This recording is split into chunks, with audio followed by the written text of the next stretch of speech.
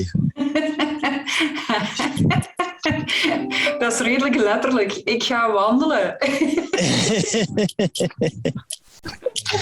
Ik ga mij hier op een rustig plekje zetten. Hopen dat mijn batterij houdt en dat de 5G is dat hier ondertussen het goed doet. Ja, op dit Ik zal even delen wat ik zie. Ja. Oh, zalig.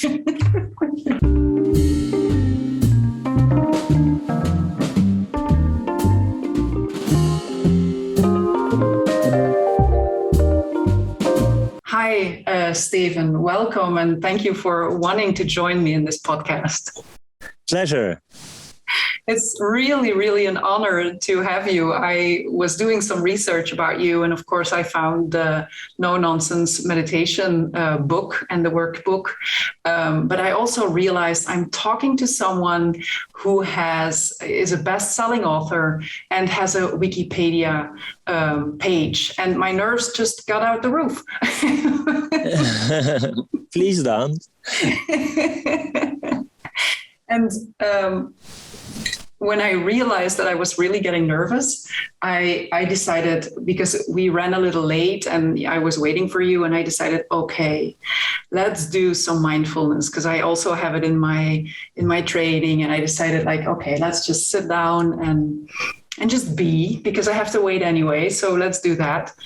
And then I was really restless, so I needed to check my email, and I needed to send you a text, and I needed to do a few things. And this morning I was listening to another podcast on meditation and letting go. And I thought, but what is it exactly that I'm supposed to be doing right now when this is mindfulness? What is it that I need to accept? What is it that I need to let go of? What is the point? And I decided, let's talk about that. First of all, apologies for the delay. That's okay. And wonderful indeed. I think all of these, lost moments during our life, basically, each and every day, we can get irritated because things don't always work out as we plan them, and we're queuing, and you can just use them to, as you did, be a bit in the moment and maybe meditate or have one or the other mindfulness exercise. So it's wonderful, and it's, I think, one of the take-home messages of the book. Of course, there's the formal exercises, and there's many of them. But then the challenge is to have this as part of your daily routine and use it to react differently and choose your response. But it's, again, a challenge, and it will depend on your own personal needs. I mean, if you feel restless, it will be different than if you have, the need for more creativity or focus in your job or study, or maybe you have sleeping problems or chronic pain, or so it's really like deciding, okay, I'm going to do some sport. Well, why do you want to do it? And then you will pick one or the other exercise. And I think for our mental well-being, it's very similar to taking care of our physical well-being. So it depends, and it's a personal journey. That's very interesting, because I also, in my restlessness, I thought maybe I don't need to sit down. I can just start walking now, because maybe that'll help me more. And I realized that, having, of course, some history in meditation, I realized what I need now is not to become calm, which would be the obvious, but to find creativity in what is it that I want to talk to you about. Because I mean, you've done hundreds of conversations, and I could ask you all the classical questions, but I want to learn more. And I know a lot of people that listen will also have a whole history in meditation, and what can we teach them about this? And so moving gave me the creativity that I was looking for. But then I thought, well, but maybe that is the thing that is difficult for people to find out what is it that I need and to do that. I see your point. It's first of all not for me to give any lessons here. I'm not a Zen master or a Buddhist or really found out myself how it helped me in tough and challenging moments, and then looked at the scientific literature and as a physician prescribe it because I'm convinced of the added value. But it's hard to, as you say, you have people who do a lot of meditation and still I think that's what Mathieu Ricard, the super guinea pig from the book and athlete of the mind, but also these other lamas and even the Dalai Lama himself keeps telling me that, they're discovering each and every day the power of the mind and just what's going on between your ears. And as a neurologist, that's kind of my job to see that in a more pathological context, but to just be curious and interested.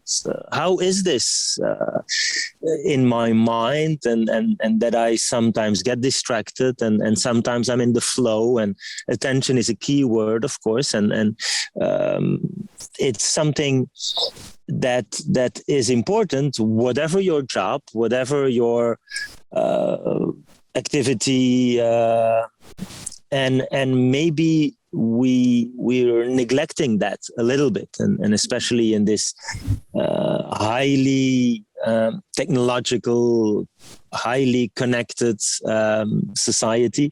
It is good to reconnect with the social needs and emotions, and we are using virtual reality and these Zoom and other meetings. We all know them since COVID very, very well, and so it's very clear that we are not robots or computers, and so what makes us different is that we feel happiness, we feel motivation, frustration, pain, suffering. It's all in there, and that is maybe something where we can do more, especially I think since Industrial Revolution we've been controlling nature, and we see where it now is leading us with global warming, with us being somehow hyper connected, and yet many of us feeling alone, and so it's the invitation to pay a bit more attention. Yeah, when I hear you speak, I was focused on, okay, so when I want focus or when I want creativity, then I need to do some kind of I need to make a mindful connection with myself. And when you were talking, I was thinking, okay, so when I want more focus, what is the mindfulness exercise that I need to do? Or when I want more creativity, what is the mindfulness exercise that I need to do? But I guess that being mindful means that I'll know what it is that I need to get to that point. Yes, it's so if you talk about meditation and I think it's a challenge because we use the word so often, and then it becomes a buzzword like mindfulness and the whole commercial aspect of it, and people sometimes get sick and tired of it, and it's just being there and learning how this spotlight of attention in your continuous stream of consciousness can focus on one or the other.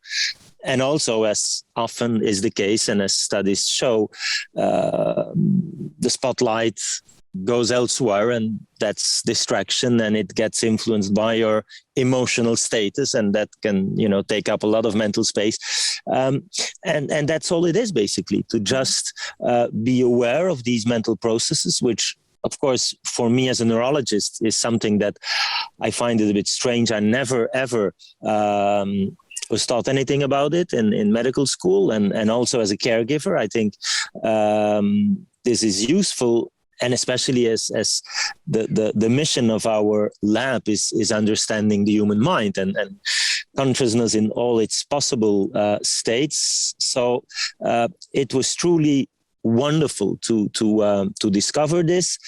And I think for the quest for creativity, there's of course no one fits all or magic trick, quick fix. I think experience that there's sometimes the flow where it just goes and it's kind of effortless, and how we can get there and reproduce that is a challenge. And again, I don't have the answer for each and everyone's personal need, but definitely I think you can train that, just as you can train your body and decide, okay, I want to run my 5K or half a marathon or whatever, up to the Ironman, or and it's about training. And so for your mental status, if you want to try these different techniques, I think it's wonderful. And you were mentioning in the beginning that the challenge to remain calm, which is related but somehow different. And sometimes the more you want this to happen, the harder it becomes. Like, I want to fall asleep. I want to be calm. Or I've got 5 kids. When I tell them just be calm, of course it doesn't work. So all of those, exercises permit you to train the mind, and it's not to become like to flatline or to become an emotionless zombie-like creature. It's really to enjoy human life to the fullest, and appreciate also that, of course.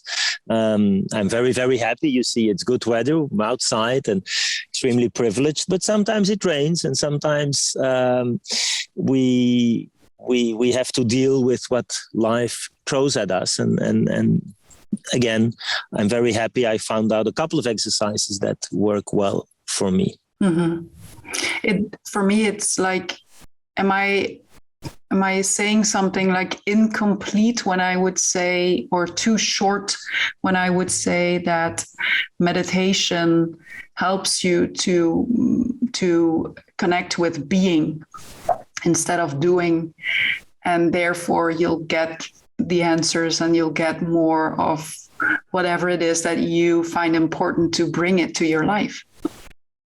I think you're absolutely right. We all have these to-do lists, and of course, it is important to plan your future, and the bills need to be paid, and the kids go to school, and we all have our own duties, and somehow in that process of doing, we fail to enjoy the present. And it's, to me, also a little bit related to this emphasizing on the thinking and the rational me, which is of course important. I'm a scientist. I'm very happy to have this knowledge and to think, and it's a challenge for me sometimes not to think too much. And as Descartes said, I think, therefore I am.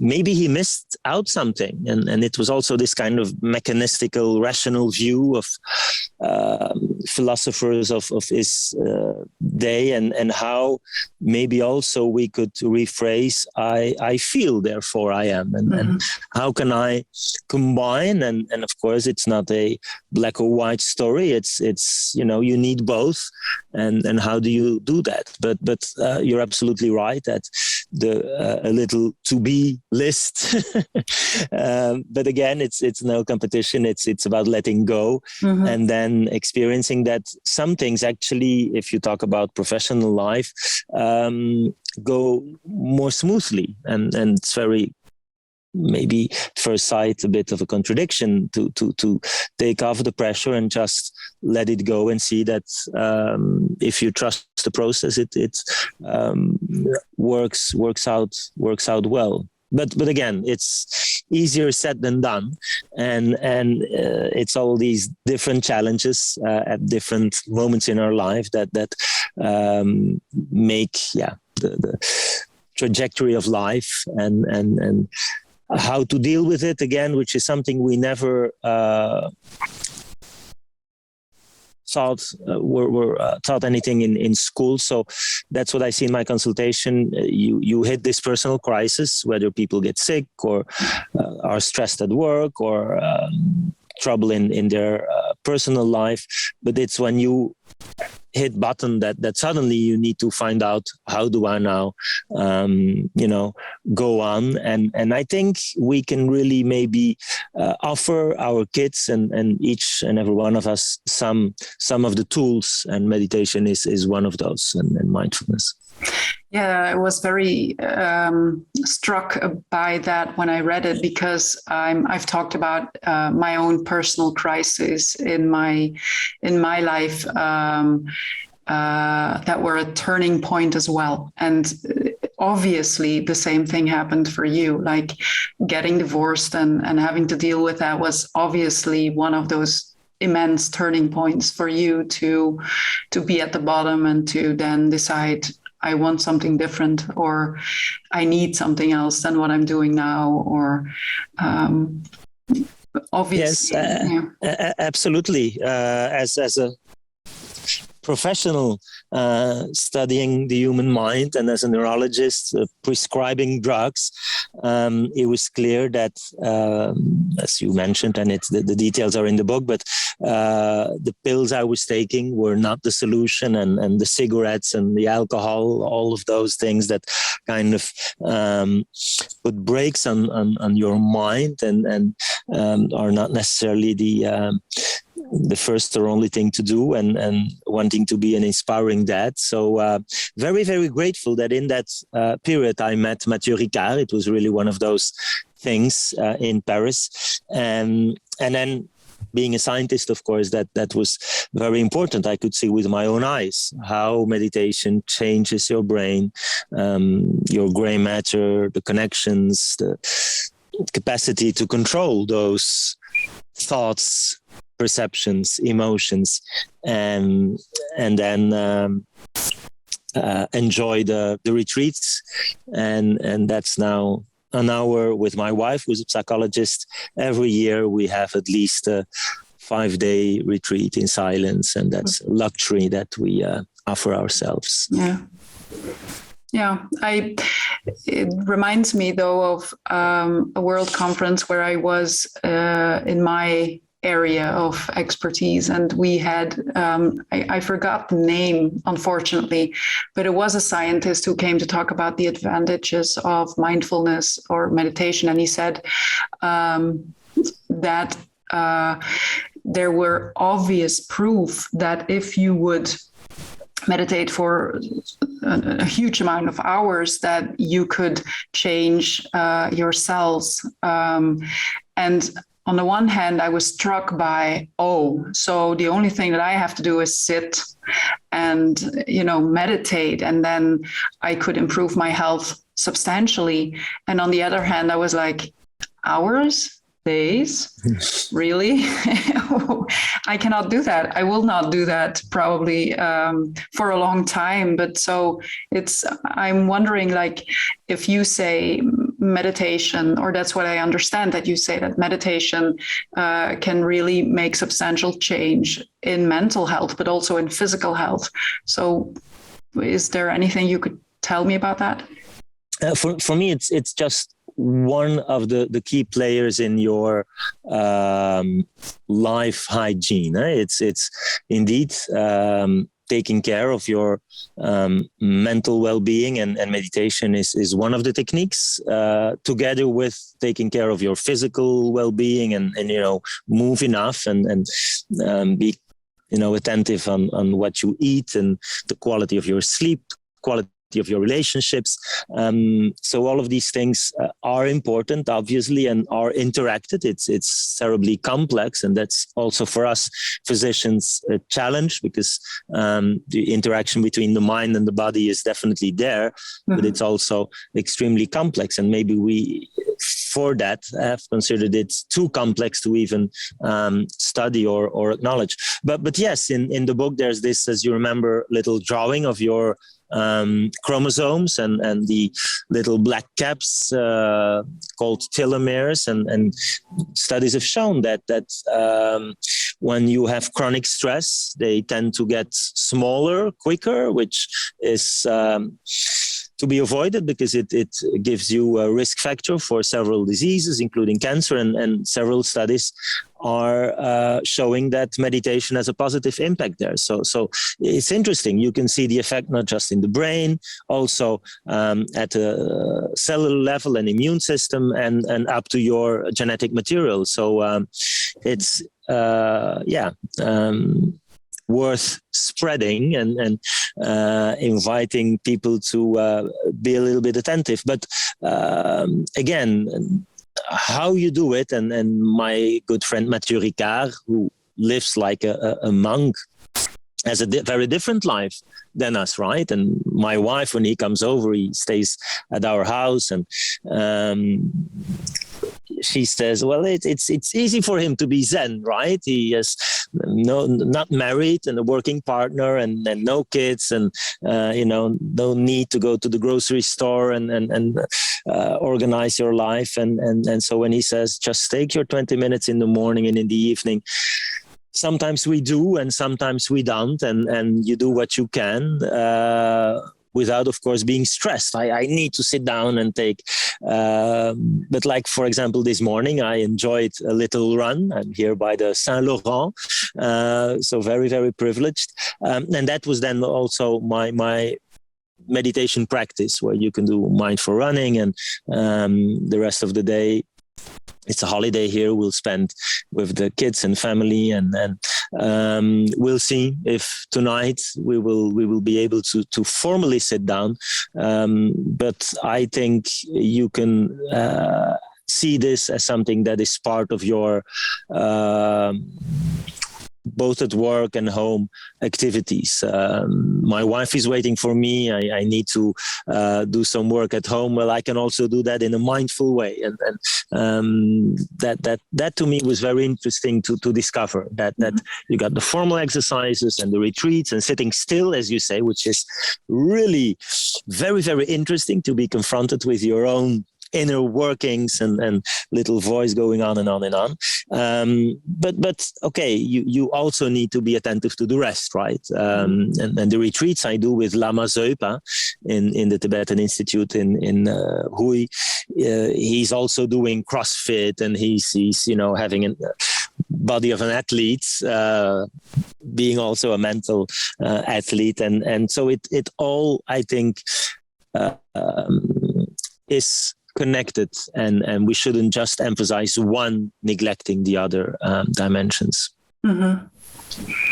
It reminds me of the I for a short while now, I learn about polyvagal theory and the nervous vague and everything that has to do with fight, flight, freeze, and being safe and how that works. And I was thinking that living in a mindful way and getting it into your life to do mindful things regularly, it gets you probably into that safe zone quicker. And at the same time, I know a friend of mine who has been doing mindfulness for years. So she sits for an hour every morning. And at the same time, I can see how, for me, it hasn't, maybe for her in layers, it could change things. But for me, it feels like she's fighting herself, like she doesn't want to feel, like she wants to feel Zen all the time. And so the meditation isn't about becoming safe, but about fighting herself on how she feels. And that, for me, the same thing happened when I sat here and waited for you. I felt my heart racing, and I'm not going to do this good enough, and all of those things that my mind had to say, and my heart obviously wanted to run. But the first thing that comes to mind when I then want to sit is, I just want to get rid of these feelings. I just don't want this feeling of being nervous, because then I'll fuck up. So I need to to be calm now.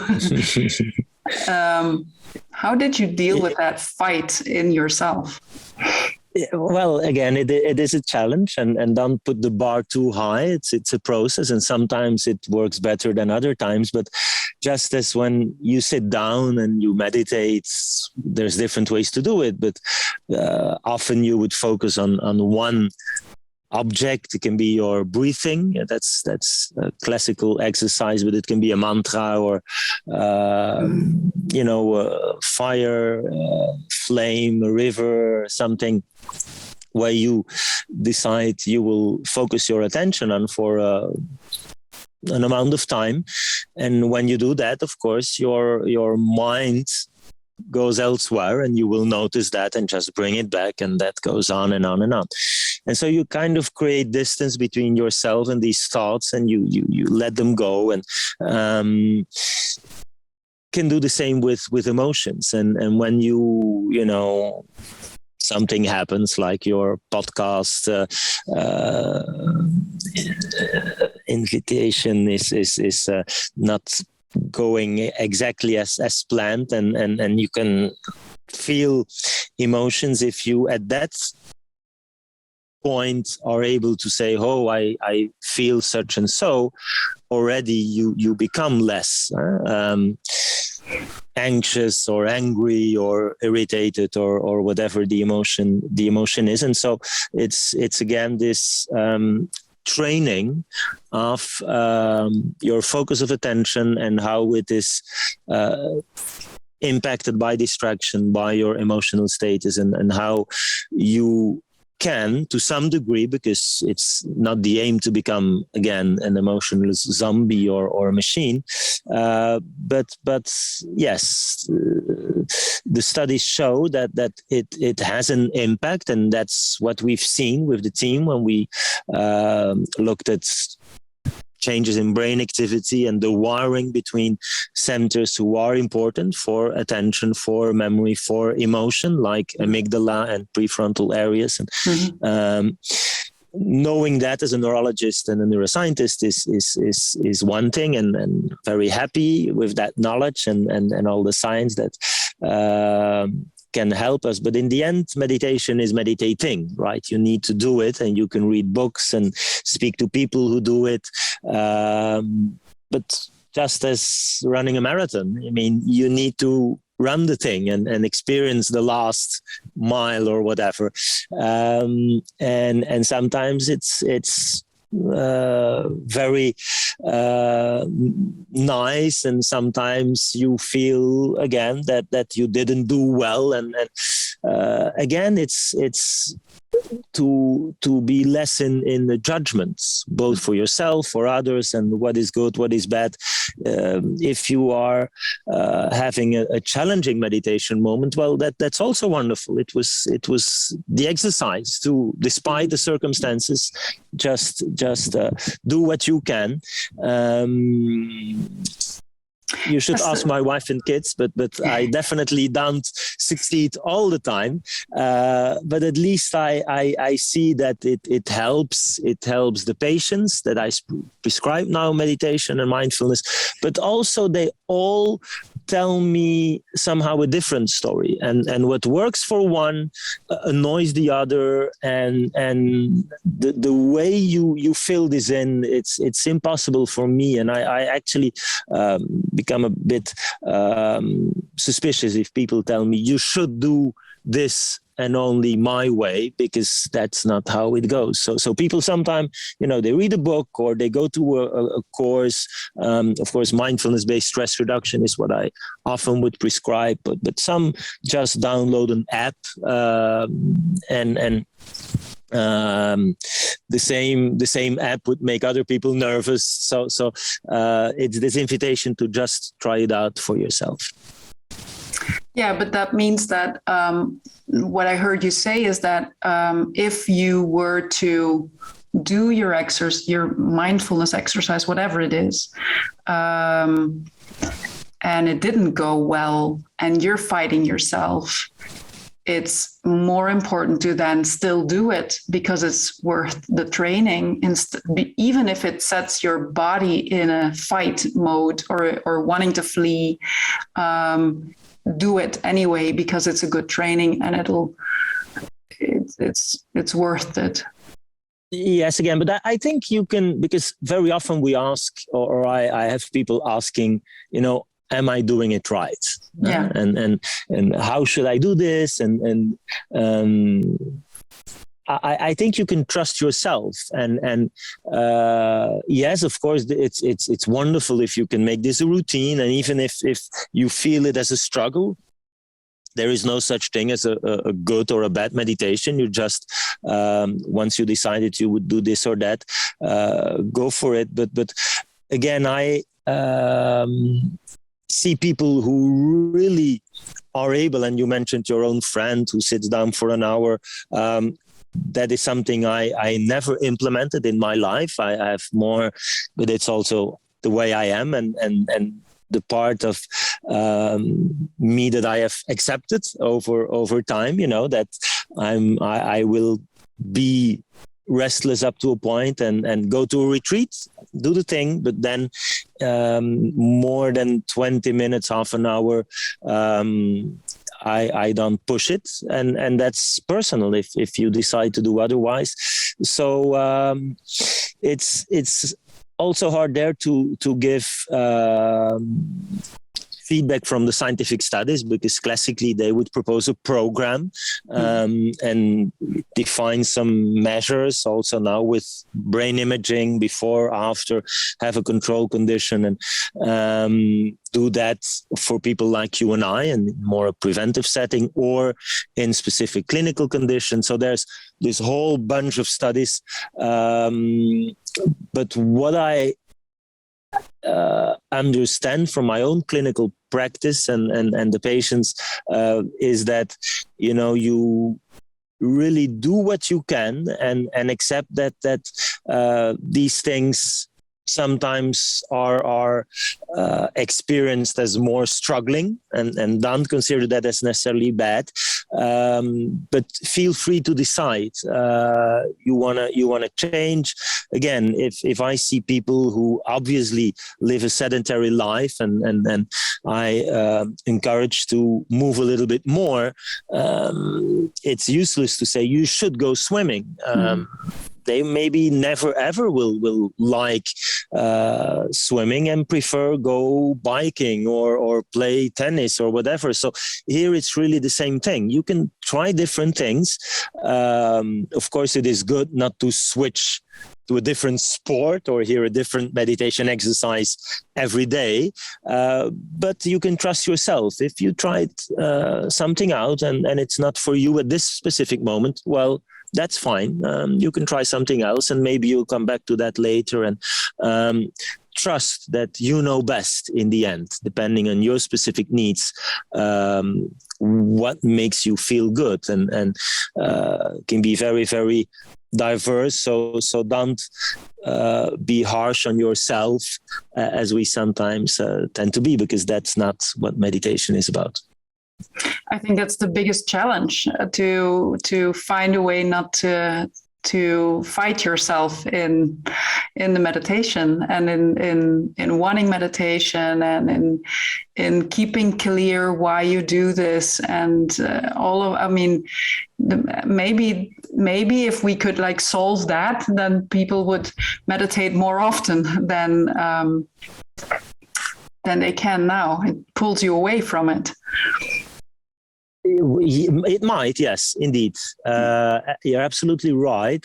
I therefore think that it's maybe good that we talk about this and we do this, while being a kid. And I think exactly. we're all little Zen masters, and I see my kids, they really have this art of being in the moment, and then, we kind of lose it. But that's why I try to convince politicians that meditation and taking care of our mental well-being should be on the something that we all enjoy in school and high school. And by the way, Annick, in a couple of months, our meditation book for kids will come out. So we're trying to do something about it. And the exercises we do with the kids, my wife, there's 9 stories animated by my brother, and we'll see. So we have something to share. But I really think that if we would speak about this and do this earlier on, it might be more obvious, and we would less see this kind of resistance that definitely exists.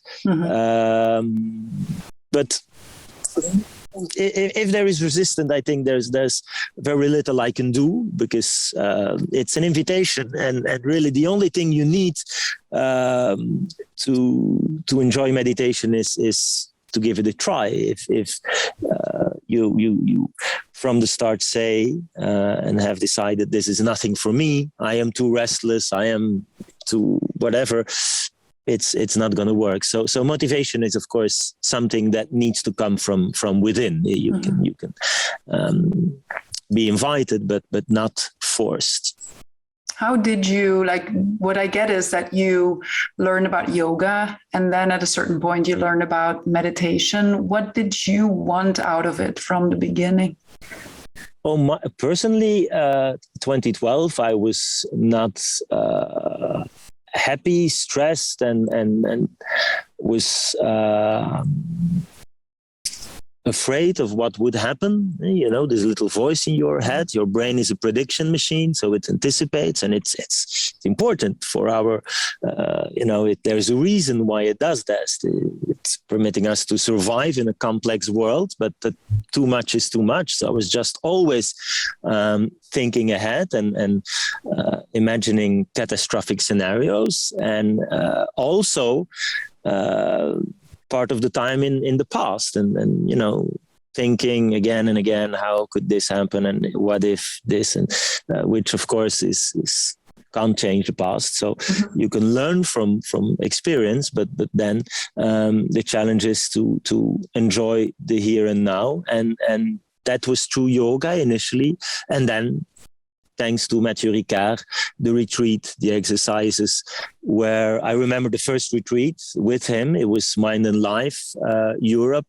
First time they had this wonderful event in a beautiful monastery in Germany on an island in Chiemsee. But I felt like being at the Olympics with all these top athletes, and then you had these Buddhist monk and the bell bong, and there you are with the little voice going on and louder and louder, and so it was a process, but soon when you are sitting there enjoying the silence and no iPhones or whatever technology, it was wonderful. And so then you want more of that. And of course, it's all about finding your own balance. You can decide to become a Buddhist monk, but I don't think the aim is we all become little Mathieu Ricards or Dalai Lamas. I think, I'm working as a scientist and as a caregiver, and also trying to develop new technologies, and so that kind of progress, I think you need to find in a very competitive world, our jobs, how to do that differently, and to find meaning, to give meaning, to develop also, because we talk about the attentional exercises, but Mathieu is favorite exercises, empathy training and compassion and altruism. And of course, that for me I found that more difficult. And he really is his message. He's wonderful person like Father Daniels or Mother Teresa or Gandhi, Mandela, these people who are just inspiring. And if we can try to be a little bit like that while doing our job, whatever that is, and I think that's wonderful. And that's how personally, from a dark period, something wonderful came out for the little me, and then the family, because all the kids kind of picked it up, and sharing it through a book and through podcasts, and is really, really fantastic. And maybe just the fact that I am not a monk and I'm this control freak and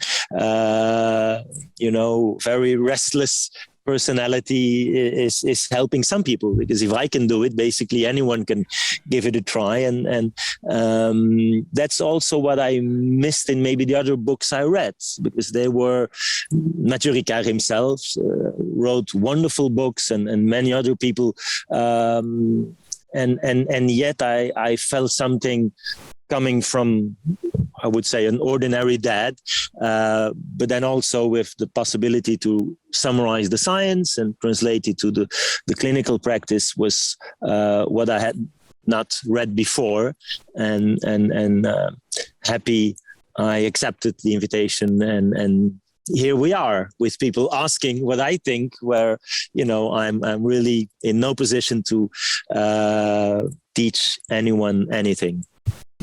Yeah, well, but it's inspiring to talk about it and to hear your journey in it, and to know how it. I think that maybe your crossroad has, and choosing this path has brought you closer to the meaning that you want to have in your life, in your children's lives, in your patients' lives.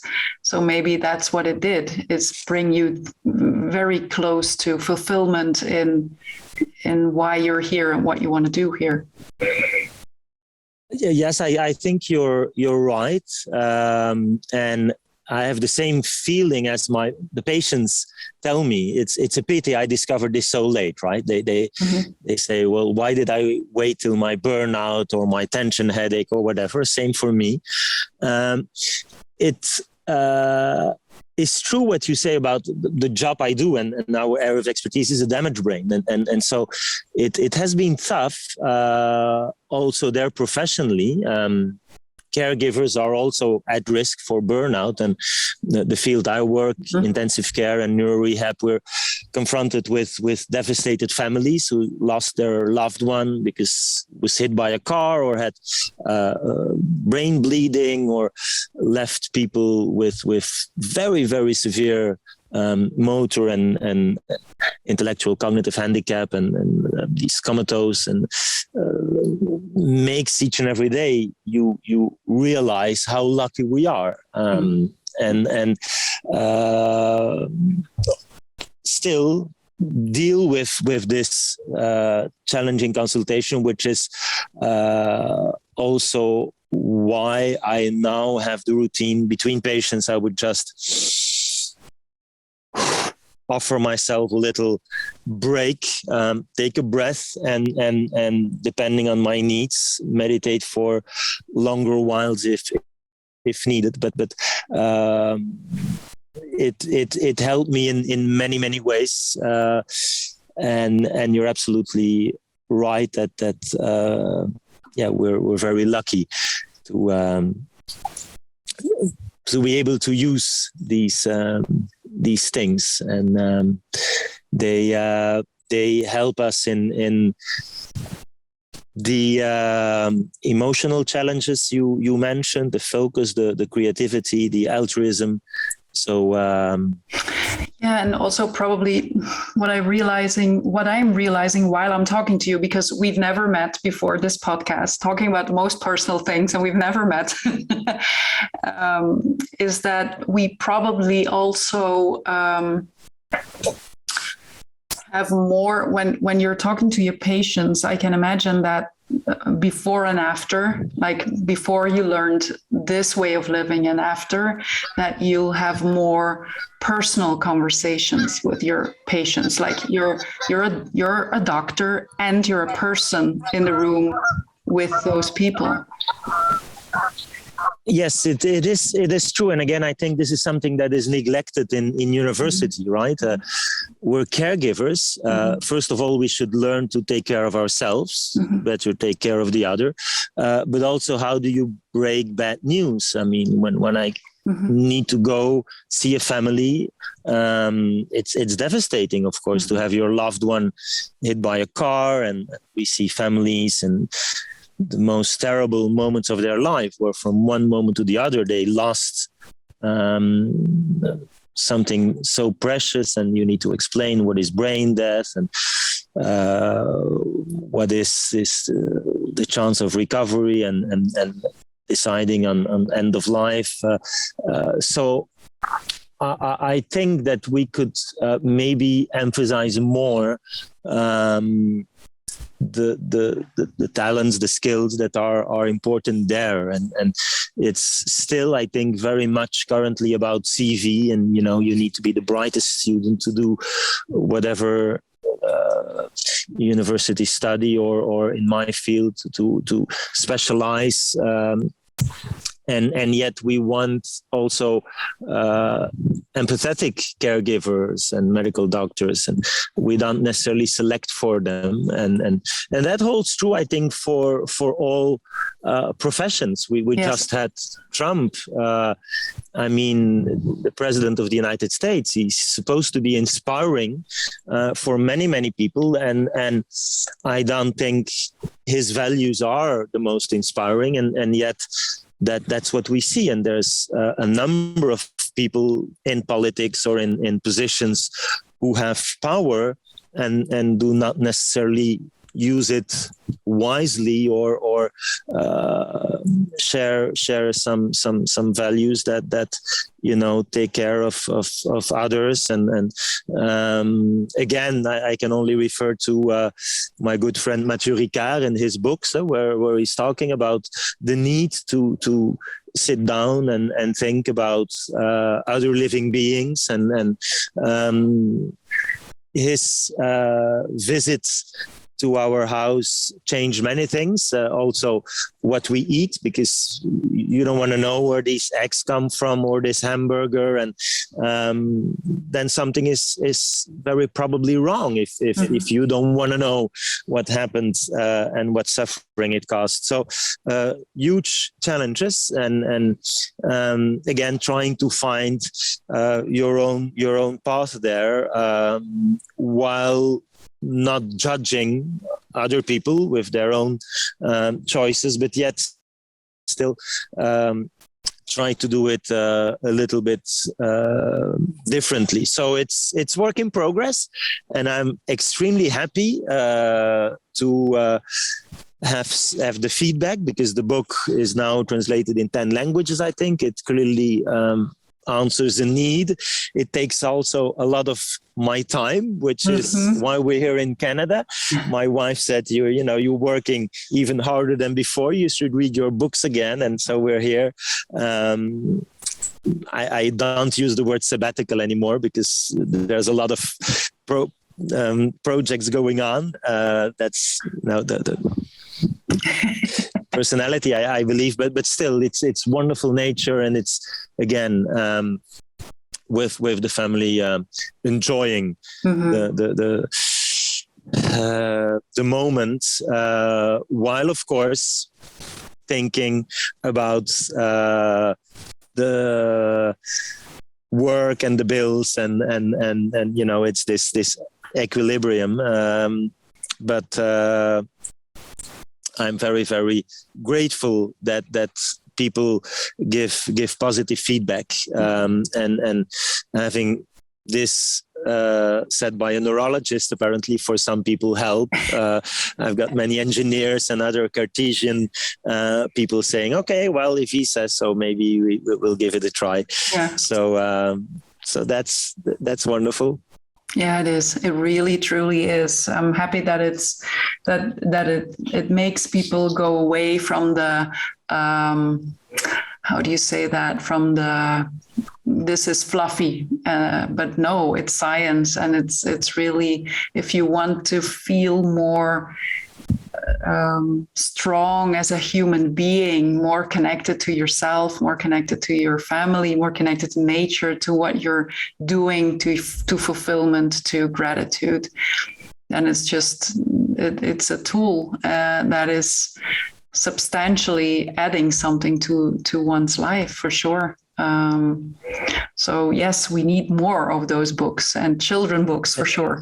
Well, yeah, and being a skeptic myself, I remember in 2000, a journalist asking, well, Professor Laureys, what do you think about mindfulness? And I checked the literature at the time and wasn't convinced, and that's what I said. So yeah, maybe I'm in a good position to now indeed say, well, there's something in there that can that we probably can all use, but it's an invitation. Yes.